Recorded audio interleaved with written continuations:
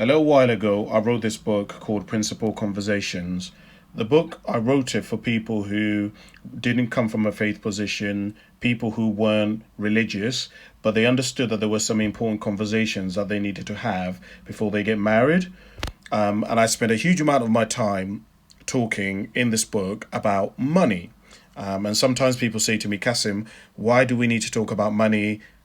I have my own money, my partner has their own money, we're just going to do our own thing. But then I say to them that it's not the money itself that you need to talk about, but you need to understand what money means from a psychological and emotional level to people, because one of the biggest things that leads people to divorce is what money means to them. And then when people are getting divorced, people will literally fight over like a toaster, and they'll fight over like £50, and it's like, my God, you need to drag this through the courts for like 2, 3, 4 years just because of like 50 quid, and that's because people don't understand that money isn't just money. Money is autonomy. Money is choice. Money, when you don't have money, you then don't feel like you have choices.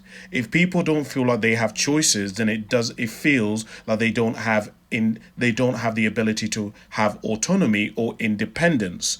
If people don't have independence, they feel trapped. If people feel trapped, they then feel helpless, and it leads them to helplessness, and then which then leads them to a victim mentality, and then they're going to become resentful. And when people feel helpless, some people decide that they're going to fight, but some people decide that they're going to destroy everything. In other words, their mentality becomes, since I can't have it, nobody else can have it.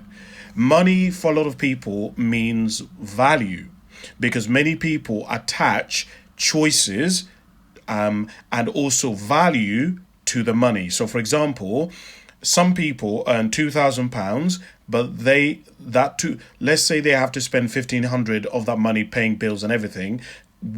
What they value is what they're going to spend the £500 on. So, for example, they might spend the £500 extra on makeup, on football, on gaming. And as a couple, if you both have very different values, or don't come to some sort of an agreement about your money, about being okay with how the other person spends their money, it begins to cause conflict. Because as much as people say, whether it's your money or not, when you get into a partnership, particularly when you get married, the law sees you as together, and people kind of instinctively know that. They may say we're not together and it's my money and it's their money, but instinctively people understand that if we're together, technically it's our money. And then of course on the other side,